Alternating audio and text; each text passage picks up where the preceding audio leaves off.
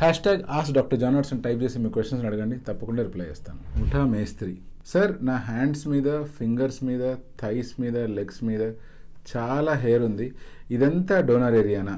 Hair transplantation చేయడానికి donor area criteria ఏంటి అంటే, అటువంటి హెయిర్ మన బాడీ మీద లైఫ్ లాంగ్ గ్రో అవ్వగలిగే కెపాసిటీ ఉండాలి. అంటే ఆ హెయిర్ అనేటువంటివి డిహెచ్టీకి లోన్ అవ్వకూడదు. డైహైడ్రోటెస్టోస్టెరాన్ హార్మోన్ వల్ల ఈ హెయిర్ అనేటువంటి ఎఫెక్ట్ అవ్వకూడదు. ఎప్పుడైతే ఇవాళ ఎఫెక్ట్ అవ్వవో లైఫ్ లాంగ్ ఆ హెయిర్ గ్రో అవుతూనే ఉంటాయి. అంటే ప్రతి హెయిర్ ఏదైతే డిఎస్టీకి ఇన్ఫ్లుయెన్స్ అవ్వదో అదంతా పొటెన్షియల్ డోనర్ ఏరియా.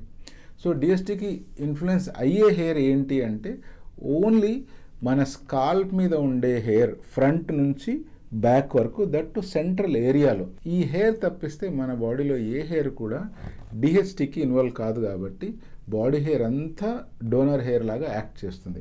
కానీ కొన్ని ఏరియాస్లో ఉండే హెయిర్ మాత్రం ఎఫెక్టివ్ డోనర్ లాగా పనిచేస్తుంది. ఫర్ ఎగ్జాంపుల్, బియర్డ్ ఏరియా కానీ లేదా ప్యూబిక్ ఏరియా హెయిర్ కానీ చాలా థిక్గా, ఒత్తుగా పెరిగే అవకాశం ఉంటుంది. అదే చెస్ట్ ఏరియా హెయిర్ కానీ లేకపోతే బ్యాక్ మీద ఉన్న హెయిర్ కానీ కంపారేటివ్గా కొంచెం పల్చగా గ్రో అయ్యే ఛాన్స్ ఉంది. ఇలాగే మనం ఫింగర్స్ మీద ఉండే హెయిర్ కానీ, మన హ్యాండ్స్ మీద, లెగ్స్ మీద, థైస్ మీద ఇక్కడ ఉండే హెయిర్ కూడా డోనర్ హెయిర్గా వాడుకోవచ్చా అంటే డెఫినెట్గా వాడుకోవచ్చు.